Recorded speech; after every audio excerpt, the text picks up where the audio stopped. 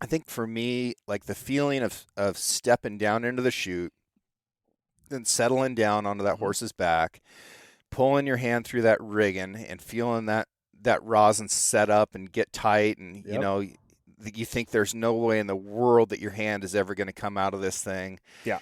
and then you're sitting there for a minute while the guy behind you bucks out of the chute, and you're trying to watch but also trying to pay attention, and then you realize it's like it's your turn, and you look over at the gate man, and holy crap, the feeling of that is irreplaceable.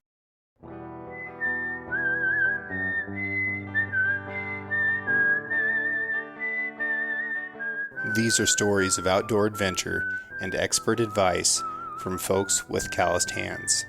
I'm James Nash, and this is the Six Ranch Podcast.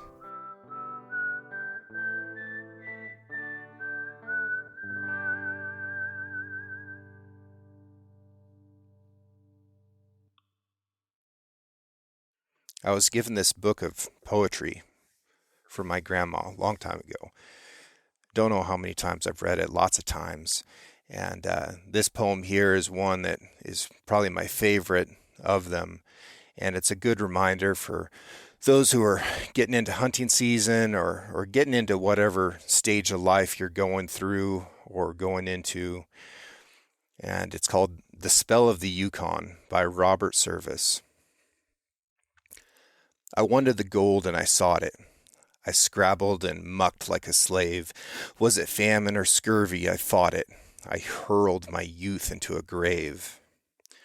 I wanted the gold and I got it. Came out with a fortune last fall. Yet somehow life's not what I thought it, and somehow the gold isn't all. No, there's a land. Have you seen it? It's the cussedest land that I know, from the big dizzy mountains that screen it to the deep death-like valleys below. Some say God was tired when he made it. Some say it's a fine land to shun. Maybe. But there's some as would trade it for no land on earth, and I'm one. You come to get rich. Damned good reason. You feel like an exile at first. You hate it like hell for a season, and then you're worse than the worst. It grips you like some kind of sinning. It twists you from foe to a friend. It seems it's been since the beginning.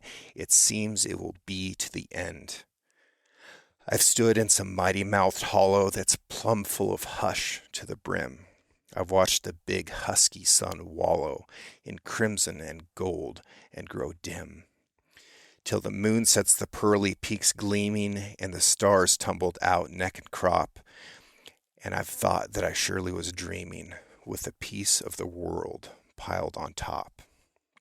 The summer, no sweeter was ever, the sunshiny woods all athrill, the grayling aleap in the river, the bighorn asleep on the hill.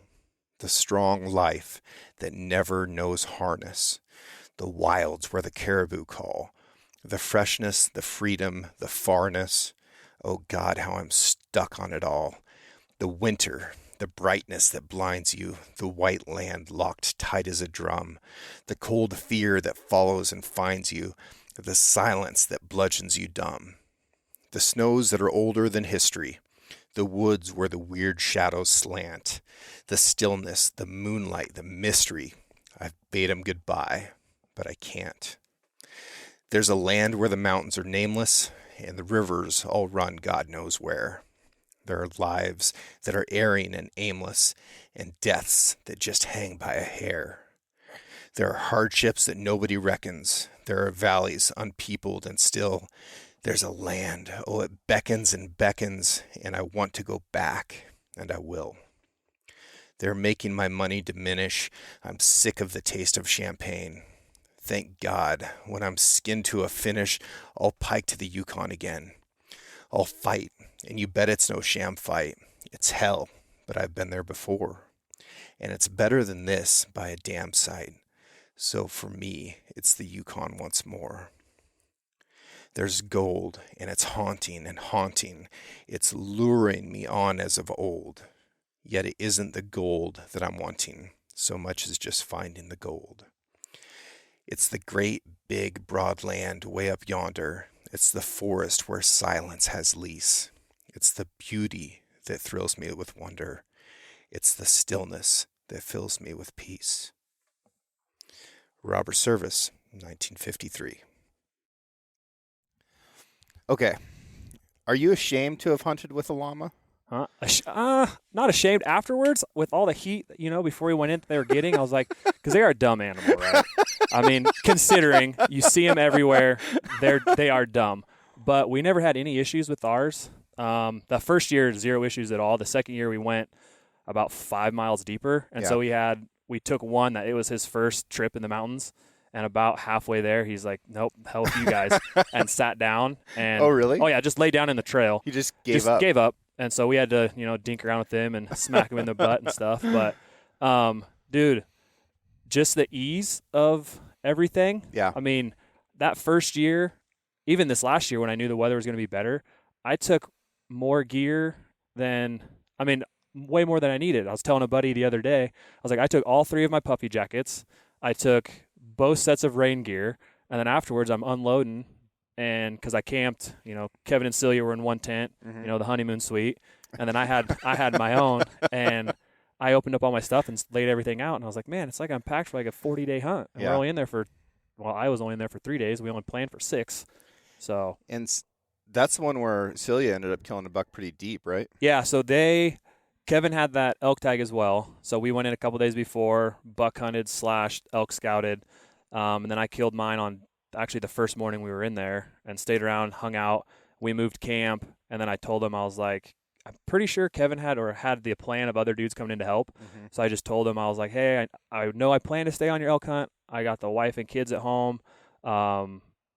She's got to work. It's just easier. And then, how nice Kevin and Celia are. They're like, oh, yeah, absolutely. Go ahead. So, I bombed out. And then Celia, I think 2 or 3 days later, killed a buck like way farther away than mine was because mine was pretty close to the trail relatively. I mean, 500 yards down a pretty gentle ridge. I mean, it was awesome. Yeah, pack the llamas down there and tie them up, do your thing, take your glory photos, throw them in, and away you go. So you've packed with all kinds of livestock. You've used horses. You've used mules. Yep. So have you used goats? Haven't used goats. I had wanted to. Yeah. And then we bought our new house and we had the acreage, and so I was contemplating a lot, looking actually. So Dan and then Nick and I were going to go in. Yeah. And we look, and we'd find a deal, and then it wouldn't pan out. And Dan, I mean, you just had him on. You know how he gets like when he researches something. Yeah. So he was like calling this dude out of Boise who like raises them and was like full tilt ready to go. But then there's a little, like at least with other livestock, your horses, mules, llamas, you can leave them at camp and then just go for the day. You might, with horses and mules, you got to come back and water them and feed them. But like goats, they need to go. They're such a herd animal. Like they've got to go with you everywhere and comparable in size. I mean, you'd need for a 10-day hunt or whatever, you'd need 40 of those little suckers because they can't, I mean, the bigger ones can carry okay weight. Yeah, I mean, they can carry as much as a llama. Yeah, but so it's still in the mix. Yeah. I wouldn't rule that out because they're, super easy keepers. The goats are interesting to me as a hunting pack animal because they can eat anything. They have a really low water bill. I think one of the tricky things about goats is that you've really got to train them. Yeah. So you've got to start with a young animal, and you've got to spend a lot of time walking them, teaching them how to walk on logs and how to follow with you and carry an empty pack and then increase their weight as you go. So you almost have to be like a goat person first and a hunter second. Yeah. So if goats are your thing and they're like an important part of your hobby or lifestyle, or you just like that animal, then I think they're really a dynamic tool because they can probably outclimb all of those other animals. Like a goat can go anywhere. 100%. Yeah. Yeah, 100%. So for the mule deer guys, it makes a lot of sense, except that they're with you. Yeah. But at least for backcountry, high country mule deer, you have no issues with goats going with you. And the elk guys, man, I've seen guys call in elk when their goats are like walking around with the bull. So when Moncrief was doing his research and everything, he told me because he kind of was worried about that because the guy's like, yeah, you have to take them with you everywhere. And Dan asked the guy, he's like, well, what do? He's like, I've had goats calling more bulls for me than me myself calling because they'll rub on trees and make some noise that's not as human-y sounding, And and the guy was telling Dan that he's had his goats call in bulls for him. Yeah. So Yeah, I believe it. There is, of course, there's the issue that they might be able to transmit disease to bighorns or mountain goats, stuff like that. I don't put a lot of stock in that stuff, but I know there's regulations in some areas about whether you can bring goats in or not. So that's another limiting factor. Didn't you pack a bull out of a hellhole with like 1,000-year-old mule one time? So she was 38, I think. Her last that was her retiring trip, and my uncle, that's who I grew up like as far as the packing and whatnot. My grandpa and my uncle, they packed in, always wall tent camps, horses, mules. And then, the older uncle got, the more busy he got with his businesses and stuff, he didn't use them all that well. But the first archery bull that I killed with Moncrief, we're glassing a ridge. We hear a bugle, spot this bull, and it was one of those like, if we make it over there one way or the other, it's going to be dark. So I remember we're getting ready to go, and Moncrief looks at me, and he's like, when we get over there, you do not miss. Because it was like 3 ridges over and like down in some of the steep chest stuff, right? Yeah. So we get over there, and we kind of missed them. They're already kind of feeding up the drainage. So I went up a little bit, and Dan hit the bugle, and that he had, he was like coming. Yeah. He came, and like I sat up where I thought he would come, or, above where I thought he would come, and he came like right to me. And I spooked him. When I went to draw, I spooked him, and he ran down in the draw and looked back up, and I shot, and I actually spined him. And it dropped him in his tracks, and I was jacked. Moncrief's looking at me, and I'm like, smoked him. And he's like, shh. And I was like, no, he's dead. Like, he's right there. So I put another arrow in him, and then we worked him up. And on the hike out, we didn't take anything. We opened him up, kept everything there. And the hike out, I told Dan, I was like, I'll call my uncle, see if we can get his horses and mules here. So get a hold of him. He meets us at the, on the road. We follow up there. We get down there. On the way down, everything was gravy. Uncle led the mules. Everything was good.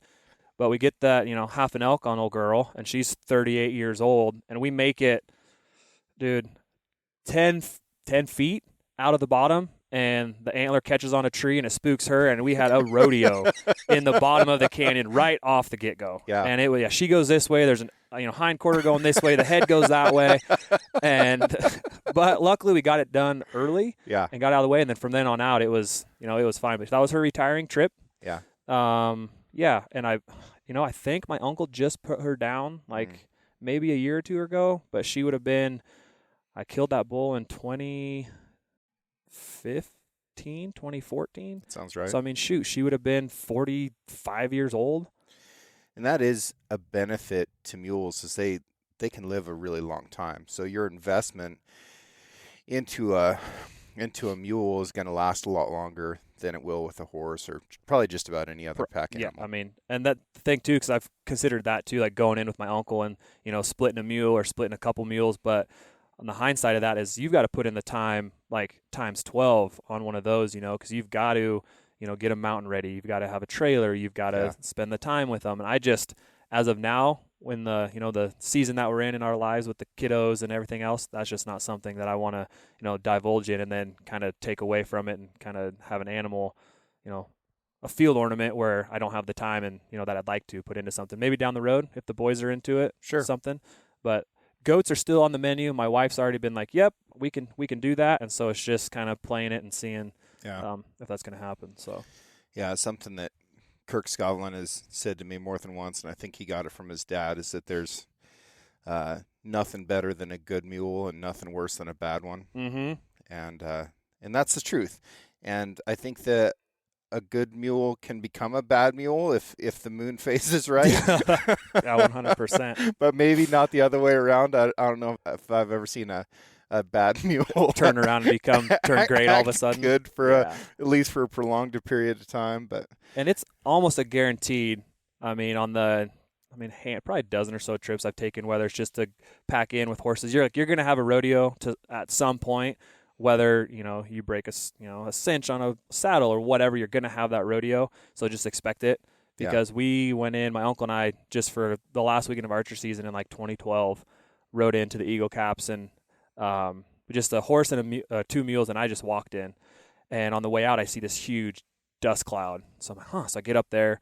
Well, Uncle had stopped at the top to wait for me, ties off on a little, high alpine fur, and he's getting off and kind of adjusting everything. Well, the horse and mule started butting each other.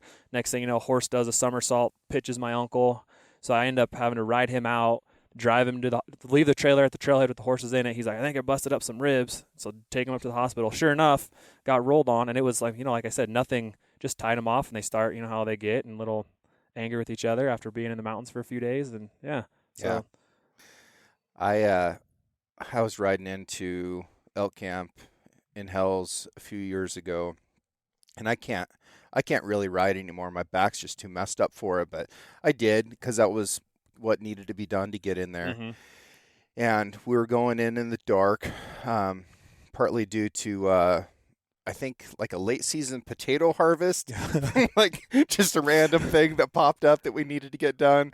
And if you ride in at night, you don't have to worry about bees. Mm-hmm. And bees and horses and mules, like that is the recipe. That's the catalyst for disaster. So at night, you don't have to worry about that. And man, we were probably 300 yards from camp, 200 yards from camp, like almost there. And this old Mustang, and she was old, I think she was 30 years old, she tripped and rolled over the top of me. And that saddle horn hit me in my bino harness. And I had my bow on my back. There's not a good way to carry a compound bow on horse. And I got my bow kicked out to the side, and that horse rolled over the top of me and stood up, and my foot was hung up in the stirrup because I was riding in my hunting boots. Like an idiot. Like, I know better. I've known better my whole life. But, you get complacent, and I hadn't ridden in years, and I was like, oh, it'll be fine. It'll be good. So this horse stands up after it had just tripped, and I'm hung up in it, and my bow's hanging around my neck, and I can't breathe right because I just had a horse on top of me. And if that horse would have took off in the dark, it's Hells, right? Yeah, we'd still be looking for you, dude. Yeah. There was not a good scenario, but God bless her. She just stood there, and Kirk jumped off and came over and got my foot out.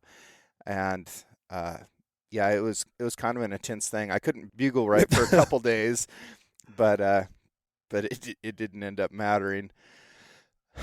I had been told that if you do get hung up in a stirrup, everybody wants to like roll away from the hooves. They get scared of getting stepped on. But what you're supposed to do, I've been told, is to roll under the animal so that they do step on you to break you free. And that'll either break the stirrup, pull your boot off, whatever. But yeah, what a horrible scenario. Yeah, no thanks. I mean, yeah. So I was probably, I don't know. I wasn't old enough to hunt yet. Dad just had a buck tag for out Sled Springs, and we'd go to the same spot every year and just walk the same loop. Anyway, he ends up shooting a buck. My uncle comes in to help pack it out with the mules. Then I was riding the old girl on the way out. I was daydreaming or whatever, and she goes to jump a log, and I somersault the back, flipped off the back. And from that point on, I was like, nope, anywhere we go, I'll walk. Because first off, I was daydreaming, wasn't paying attention, and then it just spooked me for a long time. I was like, no, I don't want anything to do with riding any of those things. I mean, since then, whatever, we'll rock and roll. If you tell me tomorrow we're going in, I'm ready. I'm ready to go. But yeah, as a whatever I was, probably 10 or 11-year-old kid, I was like, I'm okay. I can walk. It's pretty flat. Yeah. I'll make it. Yeah. You have one of the coolest names of any name I've ever heard. Oh, thank Kainoa Delatori. Like, if I ever write a novel, there's going to be a character with your name in it. Perfect. I mean, that could be a hero or a villain. Yeah, no, it's so my dad is first name's Hawaiian, means chief of the sea. Okay. So that's cool. Yeah, pretty awesome. Yeah. Pretty awesome. James sounds like a butler. Yeah, I mean, or like Sir James, whatever. Sir, I mean, you could be some rich royalty or something, or you could be my butler if you'd like. When I hit the big bucks one day, you'll be the first person I call. Like, hey, James, remember that conversation we had? Like, I've got the money now, so let's make it happen. You need to go take care of my goats. yeah, go feed my goats. I know there's some llamas out there, but I'm paying you enough money now, so don't even worry about it. Yeah, so Dad's Hawaiian. My mom was born and raised in Wallowa County. My dad was born and raised over on Maui. Okay. Mom went over there. Where on Maui? Lahaina. Okay. So I've still got all but one aunt still live right there close. Actually, I have two uncles now that live together in the house that my dad grew up in. Yeah, so The aunties and the uncles in Hawaii is a different thing than aunts and uncles anywhere else. 100%. Yeah. Yeah. Talk me through that a little bit. It's more of a respect deal. Yeah. So, I mean, close family, friends, it's auntie, it's uncle. Mhm. And I had a hard time growing up, at that age where I was still trying to figure out, well, who is my real auntie and who is my real uncle? But, I mean, you spend it, like a lot of big cultures, I think, are like that, very, very respectful. It's a culture thing. So, yeah, you go over there. And I go back and I still am meeting new aunties and uncles every time I go, and it's just all part of the culture. It's just a respect thing, you meet a new auntie, it's a kiss on the cheeks, it's a hug, you meet a new uncle, it's the Hawaiian or the bro handshake with the hug at the end. Like, that's just how it is. It's different here because my family is very, very, I don't want to say touchy-feely, but like when you go to family events, you're hugging everybody, and because I've got Greek on my my mom's side, and they're the same way. Yeah. Very touchy, very hugs. You're kissing your aunties on the cheeks and whatnot. And so it was nothing new for me to go over there. So yeah, that's just a respect thing. Because I mean, they could not be related whatsoever, right? Yeah. And you're calling them auntie, you're calling them uncle. And my oldest will do that now. Like, I'll introduce him. We actually jumped in the swather with one of my coworkers yesterday. And he's like, "Thanks, Uncle Charles. That was the greatest." And Charles looked at me. He's like, "Oh, that's kind of cool." And I was like, "Yeah, I didn't tell him to say that. Like, you've met him as Charles before, but I think it's kind of starting to click because he calls, obviously, Uncle Kevy. Like, I don't even know if Summit knows that Kevin's name is Kevin. He's just been called him Uncle Kevy ever since he could talk. Yeah. So, yeah, just a respect culture deal. And it's almost like sir and ma'am, except with that extra level of intimacy that comes with like a closeness in the relationship too. Yeah, 100%. I think it's really cool. What does ohana mean? It's family. I mean, ohana's family. I mean, it's tossed around a lot. I remember when I first reached out to you years ago, I was like, I'm going to start filming YouTube stuff and do all that. And after like a week of thinking about it and where I was in life, it's like, that's way too much work. But my dad, when he came over here, his company, he was a contractor, concrete mason. So his company was Ohana Masonry, so family masonry. Okay. Very, very well bonded. And so when I was going to do my deal, I was like, I'm going to, Ohana Outdoors, kind of take my dad's kind of deal over, and that's going to kind of be my thing. And I mean, I still have my Instagram handle, still that. Yeah. Not that I'm doing anything other than posting a picture now and then as far as that aspect. But yeah, just family, and it doesn't have to be, I mean, like as well as I do, it doesn't have to be blood family. Yeah. But it's just, getting your family involved, showing them, the quote-unquote right way to do it, or, the way you like to do it, and just getting everyone involved. It's a beautiful word. Yeah. Yeah. A lot of the Hawaiian language is, I mean, some of it, like you'll be driving, you'll look at a word, on a street sign, and it's 87 letters long. Right. But when I learned when I was over there, because I, overwhelmed, but if you break it down into just a 2-word syllables, basically, that's how, I mean, you can, kind of BS your way through a lot of those Hawaiian words. You might sound retarded the first couple of times you go to say it, but yeah, most Hawaiian words you can break down into 2 or 3-word syllables, and you can almost rattle them off actually probably pretty easily. Yeah. And then like W, though, is V, right. And just a little things like that for the most part. Yeah, it's fairly, I mean, I say simple, but I still have people. My name, if you can read English, Kainoa, Kainoa. Right. But I have people all the time, like I'll sign, for an order. Hey, I'll write my name for an order, or where you're ordering stuff out. Yeah, what's your name? Kainoa. How do you spell that? And then they'll go to read it back to me, and they butcher it. Yeah. Like bad. And I'm like, well, Kai, Kai, Noah. Like, right. It's pretty simple. I'm not I'm college educated, but I'm not the smartest one out there, and I can see him like, hey, Kainoa. It looks right. Like, yeah. I don't know. Yeah. It's amazing what we get used to, though. And if you break that mold a little bit, then people don't know how to orient on it. Oh yeah, well, I mean, do you know about the OODA loop? Oh, yeah. Observe 100%. You break someone's OODA loop, and it's they just don't know how to handle it. So talk through that, because I think I've talked about it on the show before, but it's been a while. This is the universal decision-making cycle, OODA. Yeah, so I believe it's observe, orient, determine, and act. Decide and act. Yeah.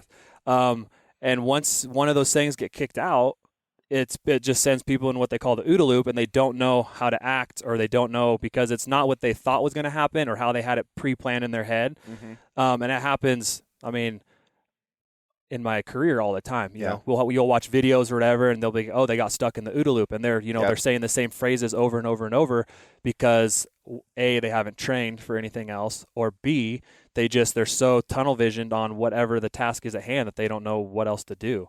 And I mean, that happens in everyday life, right? And I think it's usually the orientation phase where people get broken. So take your name, for example. If somebody's never read a name like yours before and they look at it, they're observing it, right? That's the observing phase. But when they go to orient on it, that takes into account like all their, previous experience, a lot of factors. But if they don't have ground to stand on, then they don't know how to orient to start pronouncing that name because it's different from everything else that they're used to.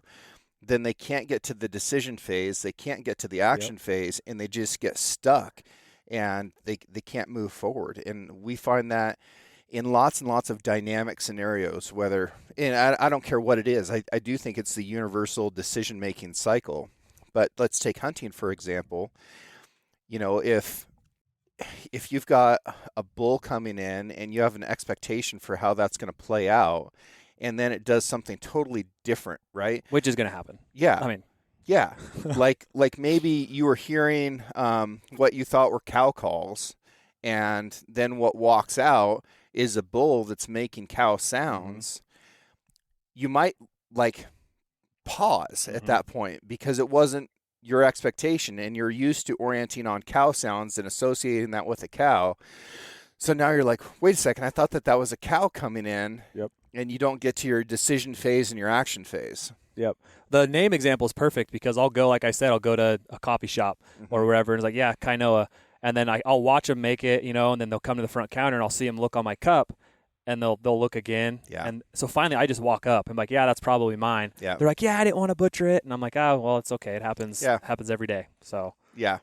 That's also just a little bit of politeness that we have in our culture. If you're back east, they would just throw it out there. Butcher it, splash it in your face. What name is this? Garbage.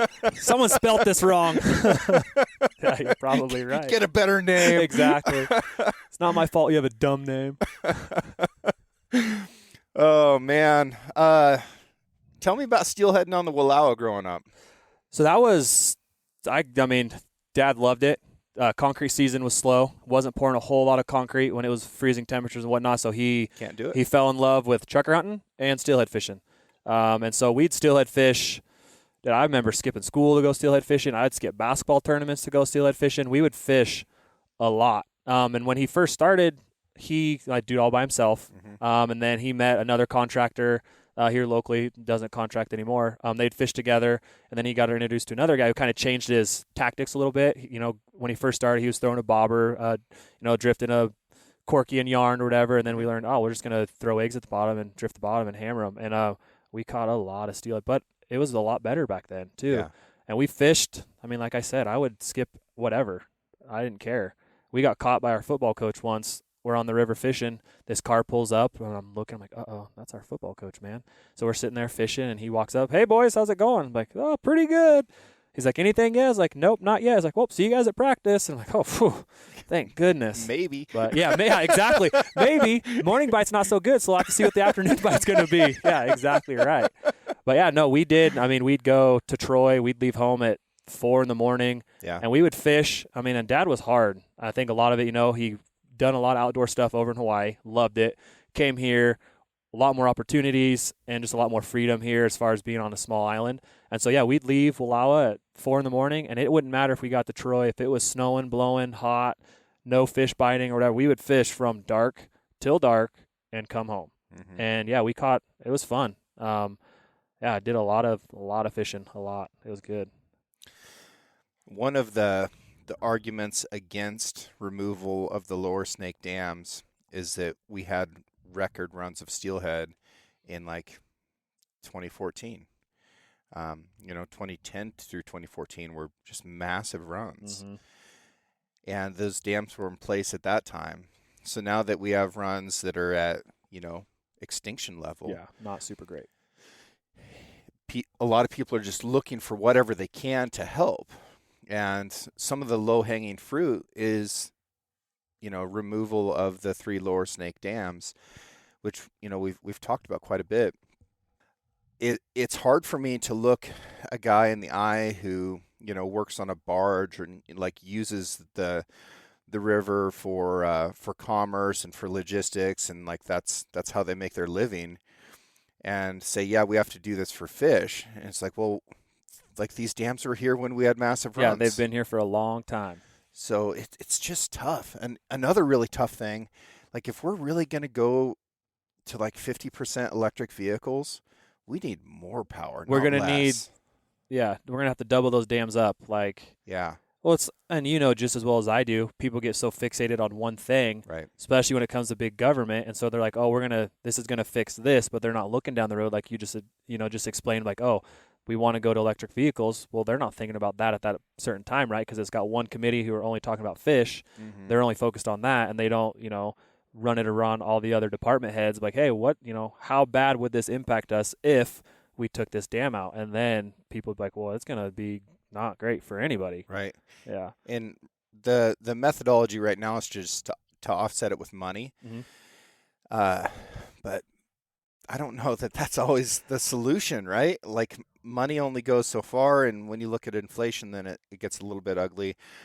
One of the big advocacy groups for dam removal posted something that got shared around the internet quite a bit lately, and it was the water temperatures at the dams, and it was like 69.5 degrees, 69.5 degrees, 70 degrees, and people were like, oh my gosh, that's terrible. And salmonids, like trout, salmon, and steelhead, do start to experience thermal stress at 72 degrees, for sure. Warm water, huge problem. But at the same time, I was spearfishing up here in one of our alpine lakes, and it was 68 degrees. Yeah. And this is like a lake in the mountains, unobstructed. Yeah. Like I can see the snow that's melting to feed this lake from the lake, and it's 68. So while I am a supporter of dam removal, I do think that we've got some big questions to answer, and I don't want the horse that we ride to be false information. Yeah. I just can't stand that, even if it supports the cause that I support. Yeah, well. Right. Because, I mean, everyone loves catching fish. Everyone wants to see it thrive. Everyone wants to see it come back. Because I remember spring break of what had to been probably my freshman year of high school, because I think Dad passed away after my sophomore year. But, yeah, I think either my 8th grade year or freshman year of high school, spring break, we went down. Dad was good friends with the guy who owned the Minam Motel and Store at the time. And we caught so many steelhead there was 4 of us fishing down there that it honestly almost ruins a guy. Plus, we had a spot where no one else could really fish, so that helps. Whether the hole was better than any parts on the river, I don't know. But when there's only 2 or 3 lines in the water and you're not getting it, breaking off a bunch of line and getting all the holes caught up. But yeah, we caught, dude.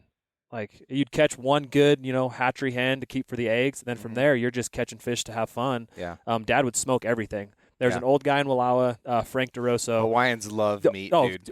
Yeah, and so he'd ship it back to Maui. Yeah. I mean, so every fish we would keep. Then if not, there's an old man. When I was growing up, I thought Frank DeRosso was 200 years old, and then when I got into high school and he got older, ended up passing away, quite a few years ago. But anything we didn't want, Frank would take. Yeah. So we'd keep, a couple good hatchery hens, and then take everything else. The old nasty bucks that taste all mushy, nope, Frank would take them. So we would.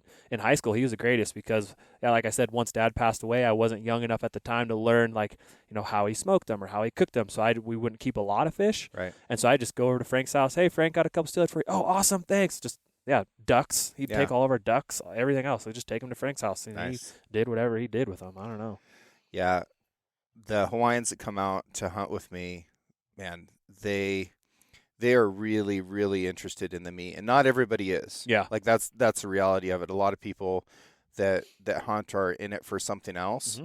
Not to say that they're not interested in the meat, but the Hawaiians love the meat. Like they want as much as they can. If somebody else is hunting at the time and they don't want to bring their whole elk home, like the Hawaiians are all about it. Sign me up. They're going to put it in their carry-on. They're going to put it in their luggage. Like they're rolling home with as much meat as they can. And I think that is probably just born of living on a place where you don't know if a ship's going to come in. Like you don't know. There's some food insecurity in Hawaii that most of the country doesn't understand. Right. Well, and then everything over there is so expensive too, dude, right? So expensive. And so if you can become a hunter, or if you like to fish or whatever it is on the islands, you're just supplementing yourself so much better because you don't have to spend ungodly amounts for meat from the store or whatever. So yeah, my uncles, I don't think they do as much now, but they used to fish all the time. My grandpa used to make his own throw nets and sell them. So he would tie his own nets. That's tedious. And dude, it was I'd go back and try to learn, and it's not. I mean, is it difficult? Yes, but pretty simple if you pay attention. I mean, but yeah, it takes hours and hours and hours, and he would sell them and he'd make them, and then I mean, like you said, if you're hunting and eating the meat and whatever, you don't have to worry about whether a ship's going to come in or spending $12 a pound for burger or whatever if you can do it yourself. Yeah. So I always normally, if we have a good year here, I'll ship over my uncle. One of the uncles I talk to pretty frequently, I'll ship him over some jerky, or I'll send him some elk steaks. Nice.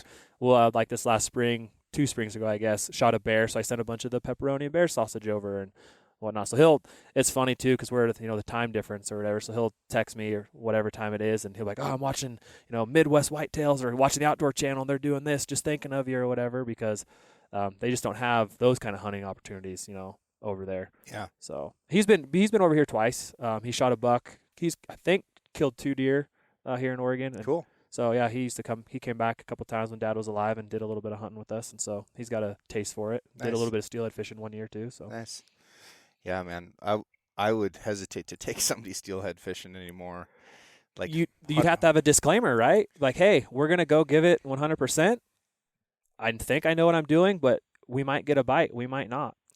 Some of the last years that I guided steelhead on the Grand Ronde, it got up to 150 hours of fish, and it's an 8-hour trip, right? Yeah. So I would tell people like the absolute reality of it, and they're like, "Oh, it's cool. We're just out here to learn or have the experience or whatever."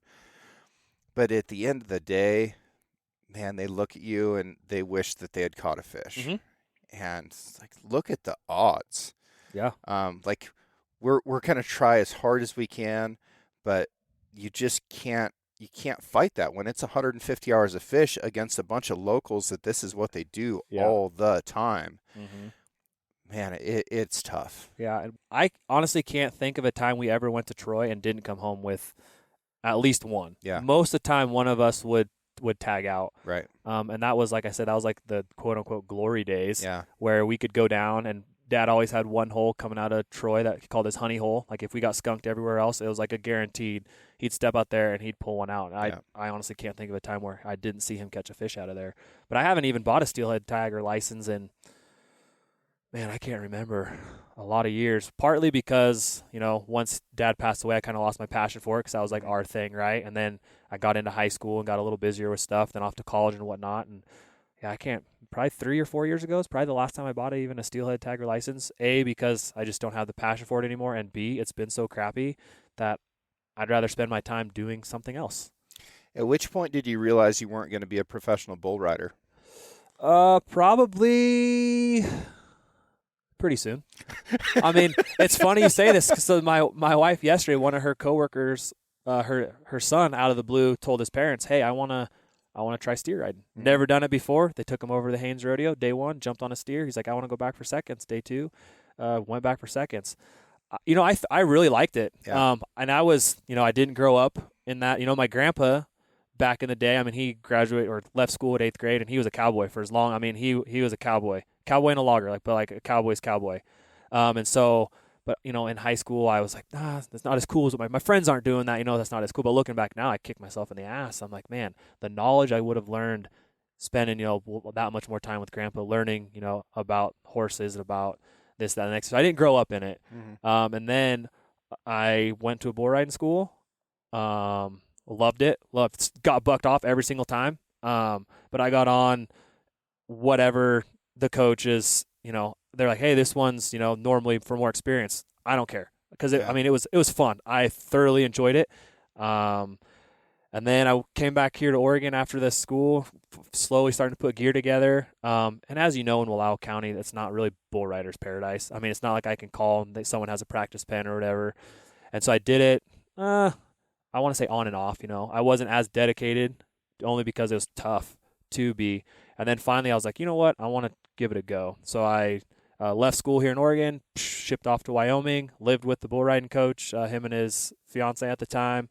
And yeah, if they could pick up that school in Wyoming and move it not in Cheyenne, because Cheyenne's not a college kid's town. I mean, it's pretty boring. I probably would have stuck it out a lot longer. Yeah. Had a blast, came back here, continued a little bit of college rodeo, and then just kind of honestly, my efforts weren't resulting in what I wanted them to be. And I kind of, I was smart enough to be like, you're getting your ass kicked every single weekend. The risk versus reward at that time wasn't there for me because it wasn't clicking probably as fast as other guys.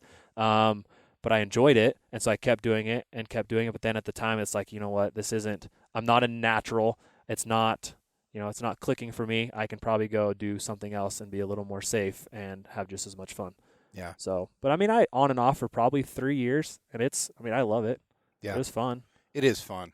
There's aspects of it that just can't be replaced by anything else. And, I grew up very much in a rodeo family, and we raised cattle for rodeos. My older brother was a national champion bull rider. He was a professional bullfighter. I spent a ton of time traveling to rodeos with him as a little kid, and I really idolized those rodeo cowboys, which probably wasn't the I mean, once you know the ins and outs, probably not the idols to have, but weren't still always the best role models. But man, it was cool, and they were tough guys, and I think a lot of what I learned about toughness, about physical toughness, and working through pain and injuries, came from rodeo. And even not even the physical toughness too, but like the mental toughness that a rodeo cowboy has. As a lot of those, bull riders, saddle bronc riders, they're not big dudes. Like they might be strong, obviously, but like they're not what you would think. But they're just so mentally tough. Like I remember quite a few years ago watching Billy Etbauer. He had to be 6,000 years old. Yeah. And he's still at the finals rodeo, probably the oldest dude, and getting out there. I mean, you can watch, when they get bucked off or after, they clear with the pickup man and they're stumbling back to the chutes. Like he is in all sorts of pain right now at however old he is, but their mental toughness is like, I'm going to be right back here tomorrow. I'm going to get on another one. Yeah. And Billy's a little guy. Yeah. Like a little guy. Yeah. I was guiding back here during Chief Joseph days one time, just doing like little dude trip trail ride stuffs. And Billy and one of his partners showed up, and Matt McDowell said, hey, we'll give you a free trail ride if you want something to do. And so here we are putting, a multi-time national champion saddle bronc rider on a dude horse. And I think it was him and his buddy. And then there was like 4 guides that went with him because we were enamored, Right. Like these are the celebrities of our world. And we were out on that trail ride, and this horse started to sass him a little bit, and he reached up and spurred that thing from his neck to his ribs about 6 times.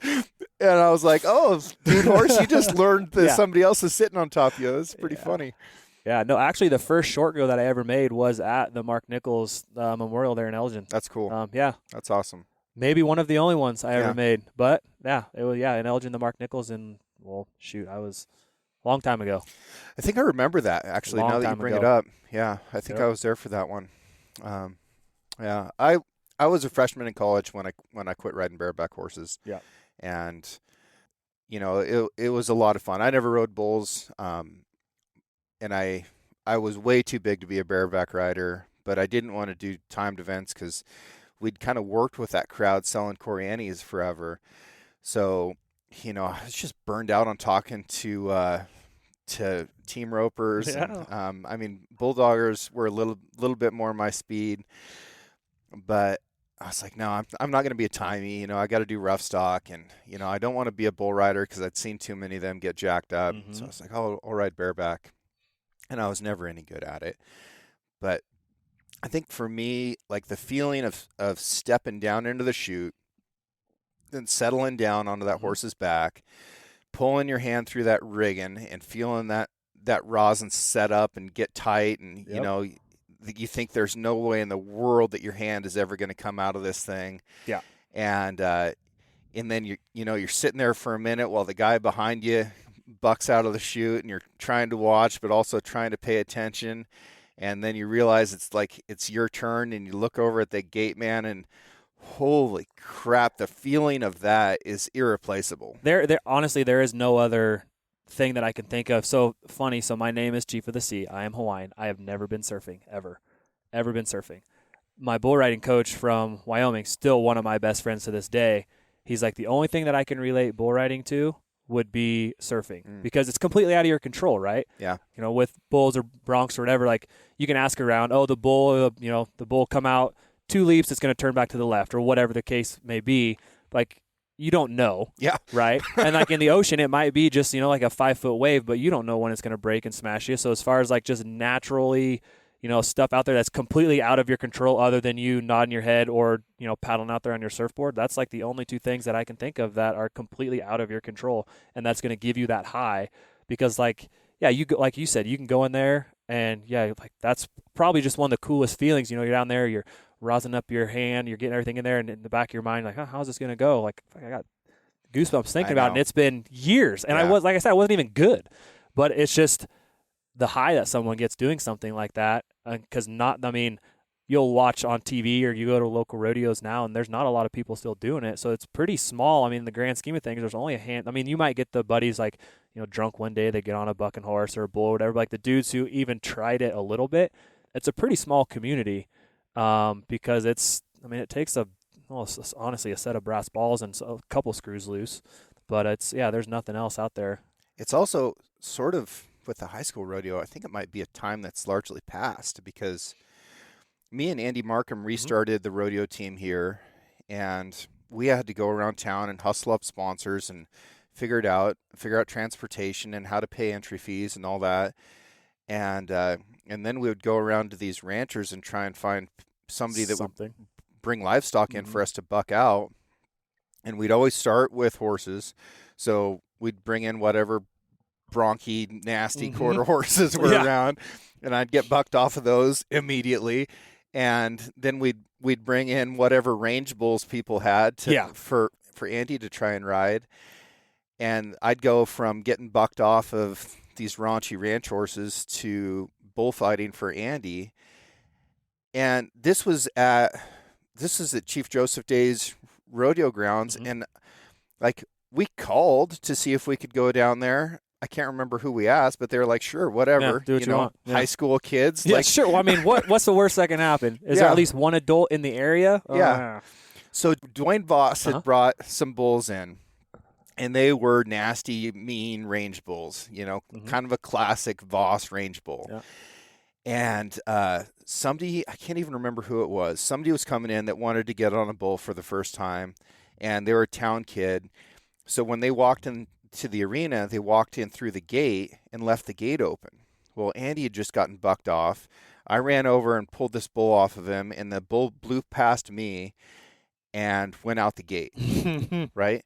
And this is right on the edge of town. Yeah, oh yeah. And this bull was already a bad bull, and now he's revved up because he just got harassed by a high school kids. Yeah.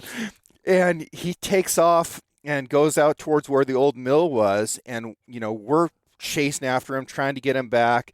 Like, how in the world is this going to work? And that bull turned right and headed right towards the Little League field with all those kids practicing out there. Oh, yeah. And I was like, oh, my God, this bull is going to just go kill a bunch of little kids. And Dwayne came hauling out across all those parking lots and stuff with his trailer. The bull ran into his truck, completely smashed the driver's side door in of his truck. Dwayne couldn't even get out of it. That bull ended up like halfway to Enterprise, just went like fence to fence to fence, and was almost at Eggleston Lane by the time we got him caught that night. Yep. Those times are gone. Gone. That will never happen again. Well, I mean, as well as I do, the kids in high school, there's like 0.5% of boys and or girls, I guess, that would be willing to do it. But most of them, they're video games. Mm-hmm. They've never seen a bull, whether it be on TV or in real life, so they wouldn't even know what you're talking about, probably. Yeah. Which is fine. Like which is whatever. I mean, times change. That's the way it goes. But I mean, it's just the way it is. So, knowing what you know now, if Summit decides that he wants to be a bull rider here in a few years, what's going to be your stance on that? I'm all in, dude. Yeah. I've came to the realization as a parent, like, obviously I was somewhat athletic growing up, so I'd like my kid to be an athlete, right? Mhm. So because I think every dad, whatever they did growing up, they want their kiddo to kind of do that. But I've also told myself, whatever he decides to do, whether he's playing trumpet in the marching band or whatever, I'm going to be there, full support, whatever he wants to do. But yeah, down the road, if he comes to me like, hey, Dad, I want to do mutton busting at the Stampede this year. Yeah. Rock and roll, buddy, let's go. And he's like, hey, Dad, I think I want to bump up to steers. Cool. I still got some phone numbers, some people. Hey, I think I want to be a bull rider. Whatever, man. I'm going to give you every opportunity you have. The safest you can make it. But I'd be all in. I mean, his mom might have a different mindset. I think that's probably her biggest fear of all the things that he could do is that, because as well as it's not a guaranteed. I mean, once the gate opens, you don't know what's going to happen, really. So as a parent, you're fearful, but to to have him be a badass at whatever he decides to do, like, that's like the parent's dream, right? Like, no matter what he decides to do, both of the kiddos, even South. I mean, I could see South being more of a rodeo cowboy than Summit. Summits are a little more, lovey, and South's he's a hellion, man. Yeah. Like, just a hell on wheels and just going. But yeah, I mean, they said, hey, Dad, yep, let me call up my old rodeo coach. I'm sure he's got contacts. Let's make something happen. I'm in 100%. I'll drive you wherever you need to go. That's cool. Yeah. That's cool. We see various forms of physical courage in sports today. Hockey, you see a lot of toughness. Guys will, lose a whole row of teeth or get their nose smashed in, and they mop up the blood and get back out there. Yep. MMA. Yep. We see UFC fighters that endure lots of pain and injuries, and they stay out there. Rugby. I watched a video the other day of a rugby player that dislocated his kneecap, and he slapped it back into place like it was somebody that owed him money. Yeah. Yeah, it's not the first time that's happened to him, guaranteed, right? Yeah, right. And then the trainer tried to pull him off the field, and he stiff-armed the trainer. Yeah, I'm said, good. Get away from me. Yeah. Soccer, yeah. On the other hand, basketball, like a stiff breeze, and those guys are hitting the ground and acting like it's the end of the world. And that's like, I don't know as much about hockey as Kevin does, but as far as the physical and mental toughness, rock solid. I still like to watch a solid baseball fight because they'll still throw hands in baseball every once in a while. But like the other sports, there's that, the chest puffing and this and that and the next thing. And then you'll have a dumb football player punch somebody else's helmet every once in a while. Like, well, that was, why would you do that? Good but job. Yeah, as far as just the mental toughness and just the all-around badassery, MMA, hockey, they're still rugby. They're still going at it. They're getting knocked down. Like you said, dudes will get their teeth knocked down in a game and they'll just throw their mouth guard in. Here we go. Keep on going. Yeah. Yeah. Rodeo is on a different level, though. Because if you can physically walk out of that arena, you do it. Mm-hmm. And often, and I would say like very often at rodeos, you'll watch guys get hurt so badly that they need to go straight to the emergency room. Mm-hmm. And they will walk out of that arena and climb onto a backboard and get in the ambulance. Right, and go. because that's just the way, ambulance procedure. Oh, I got to put you on a gurney or whatever. Yeah. So, and then they'll go to the hospital, get whatever's fixed. And if it's something that they can get on the next day or if the next weekend, they're driving to their next rodeo. If they, if it's their offhand and, say they're a left-handed bull rider or whatever, and they broke their right arm, cast it up. I got a rodeo next weekend. They're going for it. At the John Day High School rodeo, I actually started to make a pretty good ride on this horse, but my latigo came loose and my rigging slid way up over the horse's neck. And of course, when he did that, he jumped backwards when I was already forwards, and there was nothing to save it, right? Yep. And because my hand was tied in there, I flipped, landed on the back of my head, almost vertical but moving forward, and broke my neck. Oh yeah. And when I tell people about that, they're like, "Oh my gosh, what happened next?" I walked over to the ambulance. Yeah. Like it's just what you do, and not every job requires that toughness later on, but there are some jobs that absolutely do, and I think that we need people to continue doing these high risk sports to learn that, because how else would you? Yeah, I mean, you're not like, the only way to do it is to get out there and learn it and have the experiences yourself, right? Yeah. I haven't told too many people this story. When I was in college, we were in the practice pen. I get bucked off one. All right, go load another one.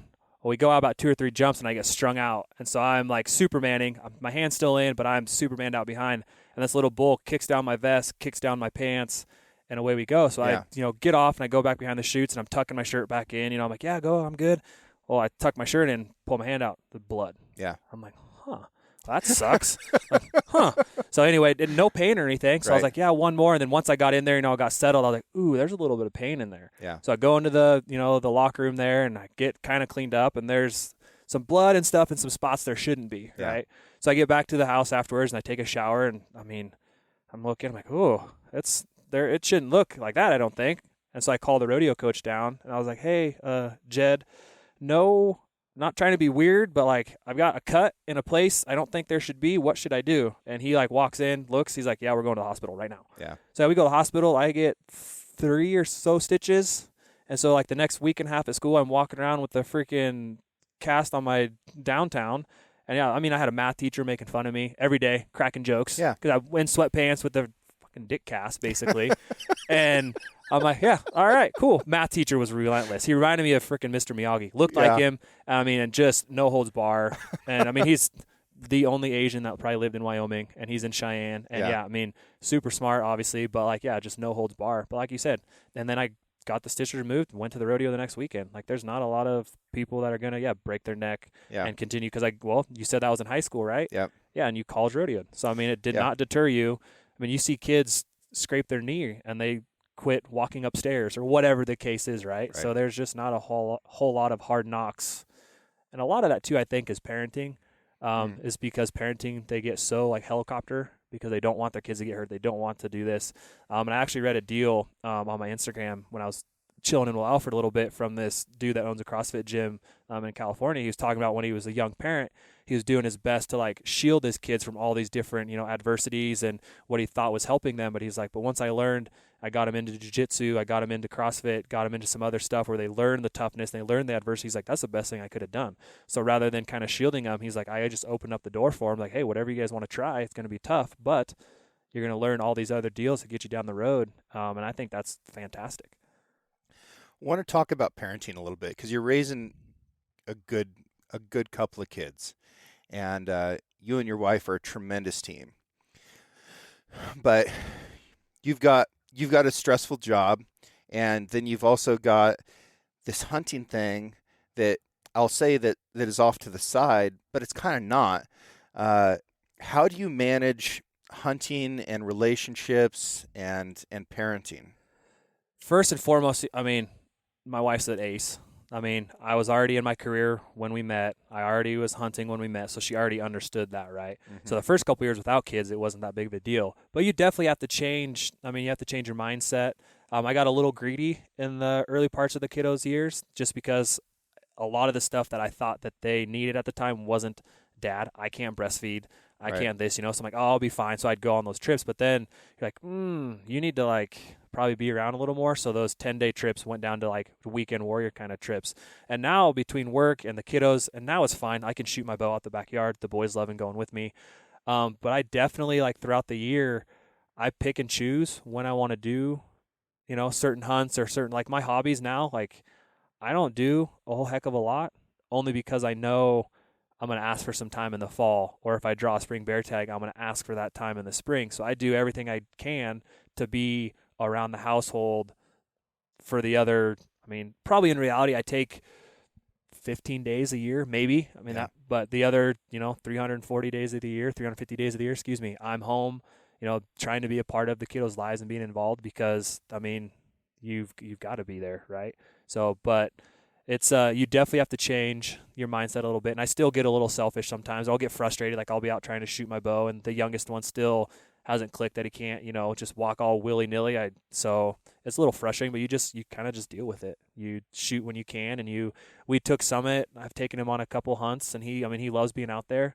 The first time I did take him, I had it planned different in my head, so I kind of OODA looped myself. Yeah. We get out there, and he was 4 at the time. So he's loud, he's obnoxious, and so I was kind of frustrated. And after I kind of took a deep breath, I was like, it doesn't matter if you see an elk. He's out here, he's enjoying it. He's hitting trees, throwing pine cones, peeing with his pants down, just being a little boy, right? So you got to kind of appreciate that. And then down the road, when he's a little older, you can kind of expect some different things out of him. So yeah, I took him out turkey hunting this year. We took him out the other day, both of them, to set some trail cams and some stuff for a little whitetail piece that Kevin and I are working on. Yeah. And they love it, dude. They, this kind of weird. They're kind of like trained like Pavlov's dog. I'll go into my little gun room where I have all my hats. I'll throw a hat on, and they know, like, oh, something's happening. Yeah. It's like, hey, Daddy, let's go. I'm like, all right, boys, let's go. Yeah. So, I mean, I take them as much as I can. There's some hunts, obviously, you're not going to take them on or whatever, and I'm hoping with the elk hunt that I drew that Kevin and I have this year, a lot of it is pretty kid-friendly as far as topography. So I'm hoping to get him out there on some hunts, and his birthday is September 11th, so I'm like, why don't we skip school that day because it's a Monday, and maybe we'll kill a bull on your birthday. Yeah. So it's a great elk hunting day. Yeah. Yeah. It's a great elk hunting day. So let's talk tactics a little bit. You used to take 10 days to hunt, which I think is a good amount of time. And maybe it takes a special guy with a lot of mental and physical fitness to be able to hunt well for 10 days. A lot of guys really burn out after like 4 or 5. Mm-hmm.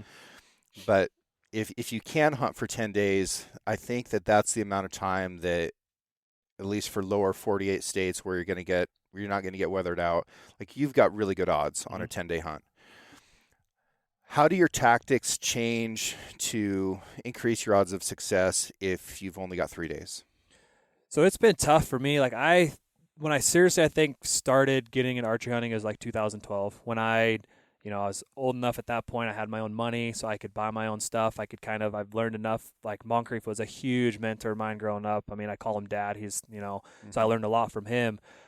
And haven't been the most successful in the archery years, right? But it's definitely, so like on a 3-day weekend, I just go to a spot where I know there've been elk. And if there's not, you've only got 2 more days that weekend. So you scratch that off the list and you're going somewhere else, whether that's, you're driving around at night bugling, you're hiking up ridges, doing some sort of calling or whatever to try to find the elk. Because yeah, as a weekend warrior, as a dude who only gets 4 or 5 days a season, like everything else is kind of, there's tactics, but there's no tactics, right? If that makes sense. Like you've got kind of your plan, and if it doesn't work out on day 1, well, then you're going to plan B. And if plan B is not there, then it's C. And you better have, 3, 4, 5, 6 spots, especially, around here, and to go or to do things, and be willing, like, I wasn't going to backpack this trip, but there's no elk within the first couple miles so I'm going to have to go right back to the truck, load up your backpack, and in you go. And it's, it's just, you kind of have to be able to fluctuate and just kind of go with the flow. So your approach now is just to change your plans more quickly. Yeah. I mean, I don't really go into,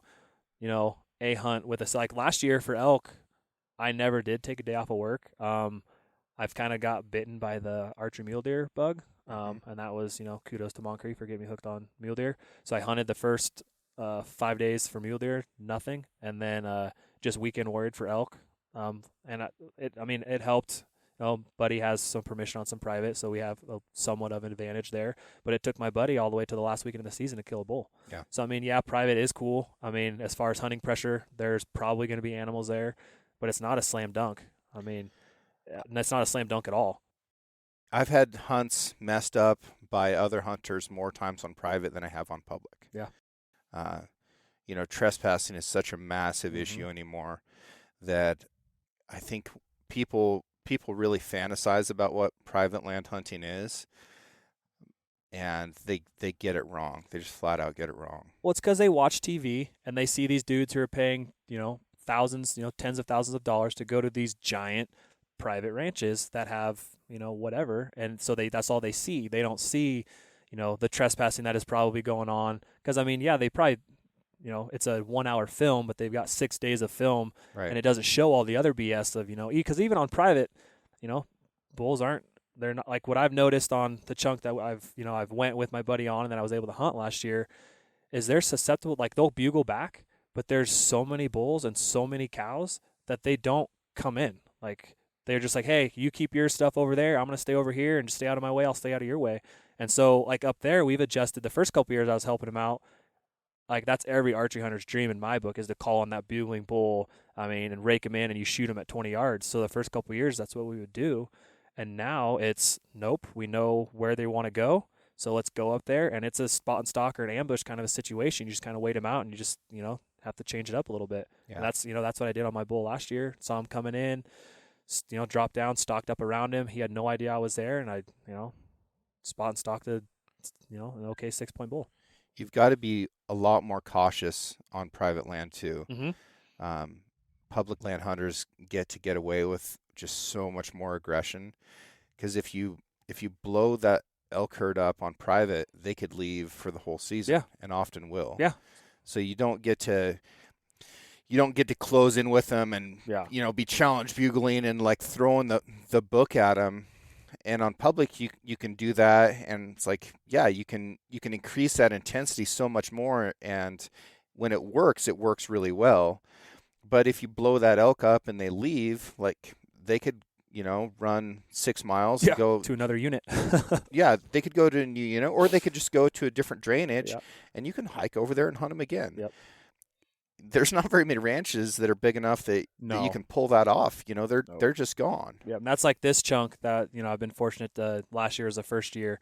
It's bordered by a giant ranch. Yeah. That people guide on it, and it's a guided ranch. And this chunk is just in a primo spot where you'll see the bulls a lot of times. Like, oh yeah, we saw that bull yesterday, but now it's over in this ranch. So they kind of go through, and like to your point, if we go in there and booger them and pressure them too much, and then they'll just leave the whatever it is, 3,200 acres, and go to the ranch that's 15,000 acres. Yeah. And not be bothered because there's so many elk over there that they won't even get looked at. Bye, Felicia. Yeah, exactly right. Like, see you later.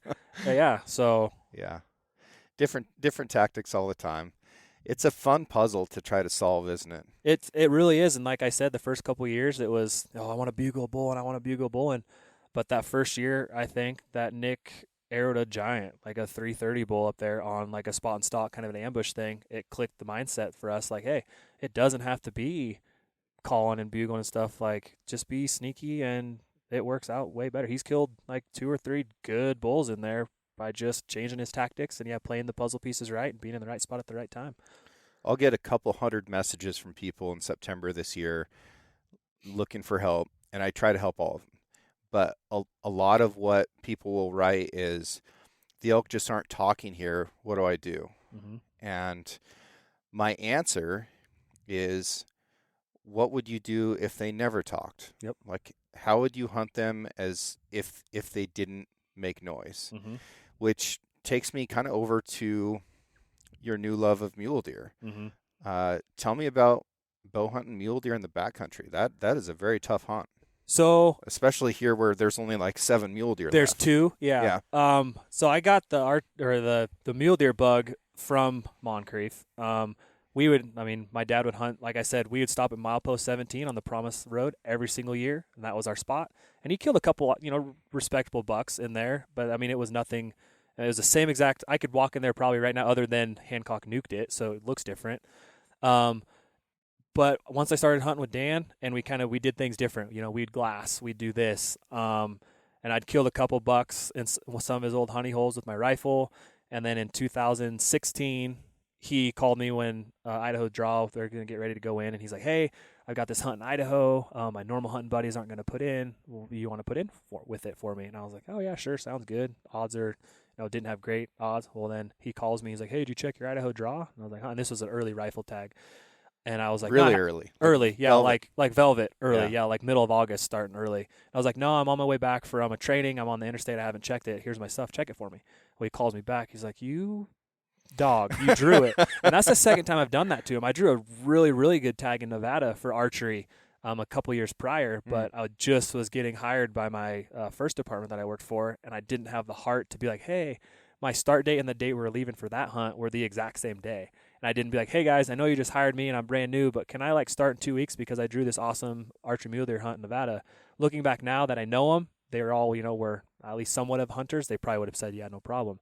So we go to Idaho on that hunt, my first ever legit scouting trip. We go over.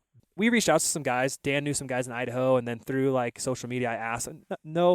Even when I would reach out to guys, I would tell them I don't need to know what tree or even what basin, but just give me a range. And it was all the generic, hunt high that early, or stay in between your unit and the other unit because a lot of bucks go this way. So we pulled over a Rand McNally road map because I don't even know if Onyx or any of the places were even available back then. Yeah. And with Dan being, mule deer god himself, we looked and like, well, there's a trail kind of out in the middle of nowhere. Let's try it. And our scouting trip, he glassed up a giant. He's like, this is the buck we want. And so I think we went over there like the middle of July. Honestly, probably about now in 16. And I came back from that scout trip, went straight to a class for a week, a training class, and that's all I could think about. Yeah. I'm in class. I'm sending Dan pictures. I'm like, hey, you think he's still going to be there? I was stressed out, man, because it was my first trip. We go over there, opening morning. We had a couple other guys came to help. We went up the ridge, got all set up, and boom, daylight came, and bam, there he is. And then it was real, because I was like, that's the biggest buck I've probably ever seen in person, and the biggest buck I'm going to have an opportunity to shoot.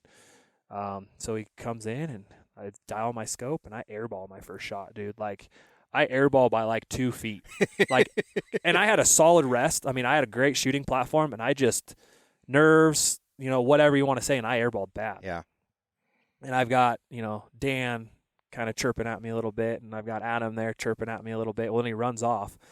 And then kind of like you guys were talking about in the podcast that you just had Dan on with, is trying to walk me back into him. Yeah. And I was young enough when shooting, and then too, like I didn't dial my scope back out so I could see better. Right. And so I've got, Adam, he's by the green bush. And it's middle of August, there's plenty of, and I'm looking over there, I'm like, it's all green bushes. So finally Dan like smacks me on the back of the head. He's like, get out of your scope. I was like, all right. He's like, do you see that snag that we first saw him at? Yep. Okay. Now come down to the next log. Okay. Hang a right. Yeah. There he is. Okay, cool. And I get dialed back in. And at that point, it was like 647 yards, and I heart punched him, dude. Nice. And it was awesome. Get over there. And that lit the bug for me, because that was my first legit scouting trip I've ever been on. We killed my target buck. He's in my house. Moncrief found it for me. It's gorgeous. Kept the velvet on him. It's not artificial velvet. It is his velvet. And he scored right over 186. He's a great deer. Yeah. Such a beautiful deer. Yeah. And from then on out, 2019 was the first year I wanted to try. I'm going to go archery hunt mule deer. So Dan went in with me on the scouting trip. We saw a lot of deer. And so I had, opening morning, boom, saw the deer. Like, holy crap. I make my stock and I blow it. Yeah. And they go. And this basin that they're in is not very big. And I was like, I have no idea what to do now. And then it's midday, it's hot.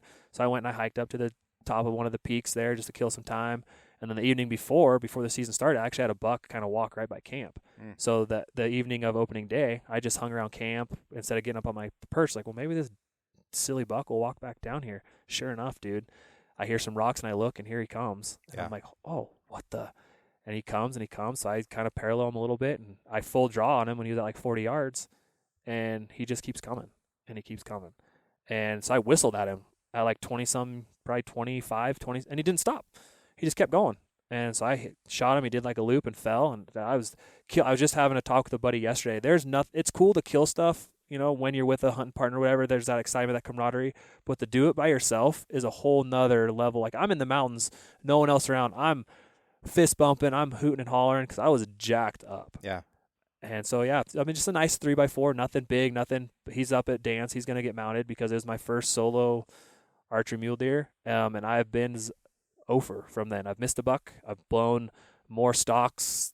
I've probably blown more stalks on mule deer than I got bucked off of bulls, which is a lot. Yeah. So it's tough. So my hat goes off to those dudes that do it every year in and year out. South Cox. I mean, as far as the mule deer hunting dude, like every single year, killing bucks. Watching his videos and he's shooting them for like 5 feet away. It's and I don't. And South has got a lot of try in him. Yeah. He blows a lot of stalks. He misses a lot of shots. But he just keeps trying. Yeah. So I've went 20, 21, 22, same basin, and I've ballooned. There's 2 different basins that I like to hunt. And they all normally, last year was the first year I got skunked. I didn't see a buck opening week at all. And I stayed up there for 4 days and glassed and glassed and glassed. And I don't know, they were in there when I was scouting, but this was the first year that I don't have any idea what happened, because it's pretty close to some common hiking trails, but in the years past that didn't seem to bother them. But this year, I don't know where they went. All it takes is one lion, man. And I could not find him. And so this year, talking with Kevy about this whitetail stuff, I've got a good coworker, great friend that owns some private, and we, kind of approached him like, hey, this is kind of what we want to do. He doesn't hunt, especially doesn't archery hunt, so he basically said, do whatever you want. Yeah. So, yeah, we went in there. We've hung cameras. We did all sorts of stuff. We're Mixing gonna, it up a little bit. We're going to do a show at the end of the season with me and you and Kevin and kind of talk through that whole project because it is interesting, especially in this area. It's very interesting what you're doing, and we'll get into that. We'll dedicate a whole episode to that. But, man, I really appreciate your time. Appreciate you coming over and yeah, dude. It's been fun. First time. Love these stories. Yeah. Yeah. Any parting advice for somebody that thinks that they want to get into hunting or rodeo? Only thing I could think of looking back now is find someone that legitimately knows something. Yeah. Like, there's a lot of people out there, especially with social media or whatever, that it looks like they know a lot. Like, my one key advice would be, like, whether it be rodeo, whether it be archery hunting, anything, is find a good mentor that you can actually legitimately learn good stuff from, that's not going to blow smoke and that's willing to take time, because you're going to learn more, even if for your first year archery hunting, you don't even carry a bow. Because, like, the very first archery hunt I went on with Moncrief and Nick, I wasn't even hunting. I just went. And that was one of the best days I've had to this day, and that was back in 2006. So, yeah, find a mentor that's willing to, give up their time to actually teach you the right way, or at least, that'll make you successful. And I think that's the biggest piece of advice I could give. And if you're a guy or gal that is that expert, be that mentor. 100%. There's nothing more. I've got a coworker who's got like some late onset hunting between his kids and all this other stuff, so he's getting into it hard right now. And it's cool because he'll reach out to me all the time for stuff, and then after he'll text me back, hey, sorry I'm bugging you. And I love it. I could talk about it all day long. Like, I'm a huge gear nerd.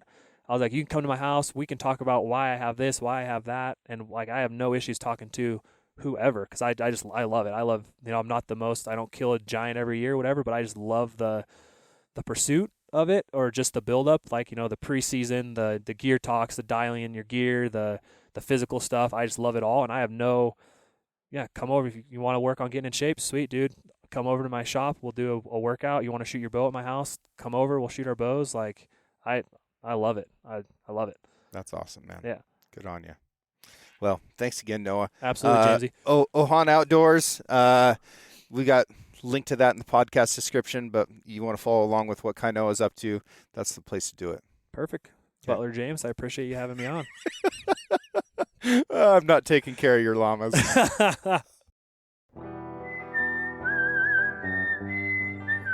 Thank you all very much for listening. I'm going to keep bringing you these stories from normal people just like you who have done extraordinary things. Everyone is an expert at something, and they have interesting perspectives on life and work and the environment and all of the things that we care about. I'm going to keep bringing that to you. And I want to thank you so much for making this show possible. I also want to thank Emily Bratcher for producing this show. She does a great job editing. Really appreciate her. I want to thank John Chatelain. He did the art for the Six Ranch podcast. And Celia, soon to be Harlander, she digitized that so that we can get it out there on the internet for you. Also want to thank Justin Hay for writing this original music and the beautiful whistling that you're listening to right now. You guys are awesome. Thank you so much. Please keep listening to the show. Write me a review if you feel like it, and just keep doing your thing, and we'll all learn from this together. It's been fun, and we're just getting started.